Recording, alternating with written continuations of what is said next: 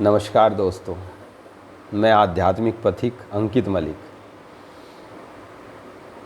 देखिए दोस्तों, अध्यात्म बड़े ऊंचे स्तर का शब्द है और आजकल योग प्राणायाम अध्यात्म की बड़ी चर्चाएं भी होती है और इन बातों में दम भी बहुत है। आपके सामने एक तरफ तो भौतिक संसार खड़ा है, एक तरफ आध्यात्मिक दुनिया आपके सामने खड़ी है। अब चुनाव आपके हाथों में है। मैं ये नहीं कहूँगा कि भौतिक संसार से भागिए आप, नहीं, मैं कहूँगा कि भौतिक संसार से जागिए आप और देखिए आप, आध्यात्म की बातें झूठी नहीं हैं। जो सिद्ध महापुरुष हुए हैं, जो सिद्ध आत्माएं हुई हैं, उनकी बातों में दम है। आप खुद प्रैक्टिकल करिए, आप थोड़ा सा योग के, प्राणायाम के, सांसों के विज्ञान पे चलिए, आप मेडिटेशन करिए, आप ज्ञान मार्ग, भक्ति मार्ग या कर्म कांड किसी भी मार्ग से थोड़ा बढ़ के देखिए। जो आपको सुकून और शांति मिलेगी ना, वो अद्भुत है। आप यकीन मानिए कि जो भी जीवन के, मनुष्य जीवन के सर्वोच्च एवं उच्च कोटि के पर्सन है ना, उनके जवाब यहाँ हैं। उन सब के जवाब आपके अंदर है। एक बार अगर अंदर के दरवाजे खुल गए ना, एक बार अगर बैठ के एकांत में अंदर झांकना शुरू कर दिया ना, तो ऐसे ऐसे आपको जवाब मिलेंगे, ऐसे ऐसे आपको आनंद की अनुभूति होगी। सत्य की ऐसी राह के दरवाजे आपके लिए खुलेंगे कि आप खुद समझ जाएंगे कि ये जो अंधी दौड़ है, ये सांसारिक भौतिक जिसमें हम लगातार दौड़ रहे हैं और मुश्किल से मिलने वाले मनुष्य जन्म को इसके पीछे गंवा रहे हैं। आप उसी स्थिति में तब थे जब आपके पास 100 रुपये थे, आप उसी स्थिति में तब है जब 1000 है।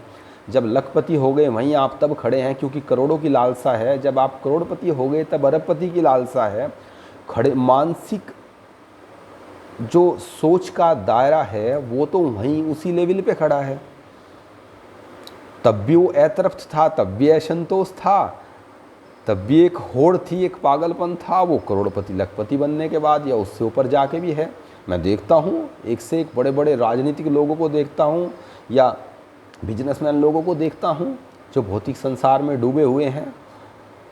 24 में से 20 घंटे जागते हैं, सारा दिन धन पद प्रतिष्ठा की बात, जीवन में सुकून नाम की चीज़ है नहीं, नींद की गोलियां लेकर सोते हैं, शराब पीकर खुशी का या कोई दूसरा नशा करके कई बार खुशी का, वो कुछ लोग हैं जो खुशी का एहसास करते हैं। नहीं, 24 घंटे नशे में रहेंगे आप, और ऐसा नशा जिसकी चमक चेहरे पे भी अलग ही होगी अगर अध्यात्म की राह पर एक बार आप आगे बढ़ गए। मीरा के समान जो नशा है, प्रेम का नशा, पवित्र प्रेम का नशा, उसकी आपके चेहरे पे, आपकी स्किन पे, आपकी आँखों पे जो ग्लो, जो संतोष जो होगा अध्यात्म की राह पे बढ़ने के बाद, वो अद्भुत है।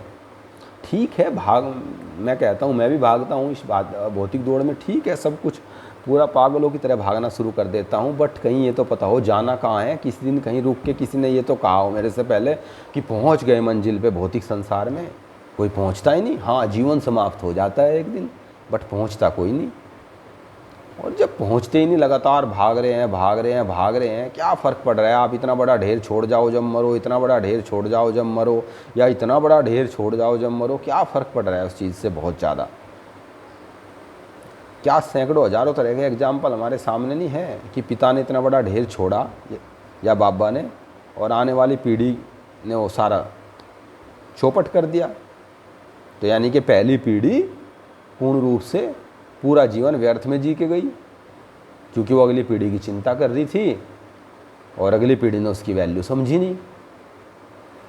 या तो किसी को पूरी गारंटी हो, पता हो कि कल हमारा क्या होगा या नेक्स्ट जनरेशन का क्या होगा, कुछ नहीं पता किसी को, कोई भी नहीं कह सकता एक मिनट के लिए भी। तो मुझे लगता है ऐसे में कि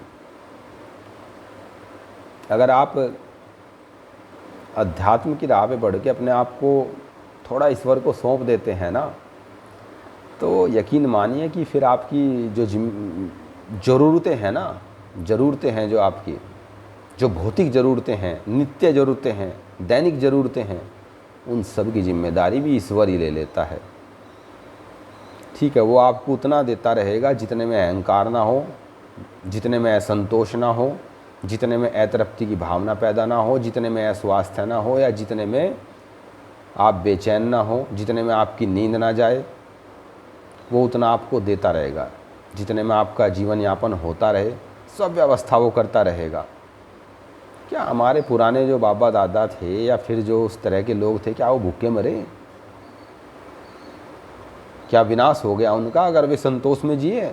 नहीं। अरे वो तो बहुत वीआईपी और शानदार जीवन जी के गए हैं। आप देखिए कि वास्तव में ये अंधी दौड़ है जिसमें हम भाग रहे हैं। थोड़ा सा भागने की बजाय रुकिए, देखिए, जागिए, और आप पाएंगे कि कहाँ, क्यों, किस लिए, क्यों, मतलब कभी खुद से मुलाकात नहीं करते, बैठते नहीं, गहरे सांस नहीं लेते, खुद को महसूस नहीं करते, फील नहीं करते, कोई किसी के पास जा नहीं रहा, बैठ नहीं रहा, सब चीज़ें स्वार्थ पे आके टिक गई है।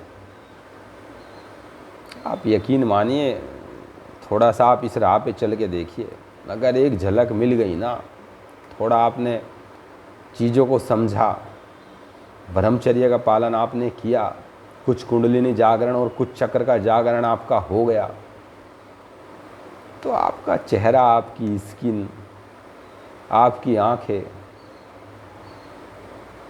उस दिव्यता को प्राप्त करेगी, उस आनंद को प्राप्त करेगी जो अद्भुत है। जब पूरा ये मन जो है खो जाता है ना, तो अंदर से जो फिर आनंद आप महसूस करते हैं, वो शब्दों में बयान नहीं किया जा सकता। कोशिश करते हैं उसको एक्सप्लेन करने की, बट कर नहीं सकते। एकदम ना सही, थोड़ा थोड़ा सा इधर भी ध्यान दे के देखिए। आप मत सुनिए मेरी या किसी की बात, अपने अनुभव से चीज़ों को समझें, और आप पाएंगे कि मैं जो कह रहा था या कह रहा हूँ, वे बहुत ही सटीक और अच्छी बातें हैं, उच्च श्रेणी की है, और आपके और मेरे लिए बिल्कुल एकदम बहुत ही ज़रूरी है फॉलो करना। बस एक बार कुछ कदम उठाइए, फिर देखिए आप स्वयं उनका चमत्कार। आप वो कदापि ना रहेंगे जो सामाजिक और आर्थिक और बाह्य दृष्टि से आप बने हुए हैं या घड़े गए हैं, वो नहीं रहेंगे, कुछ और आप हो जाएंगे। करिए आप कोशिश थोड़ी सी, खुद के अनुभव प्राप्त कीजिए।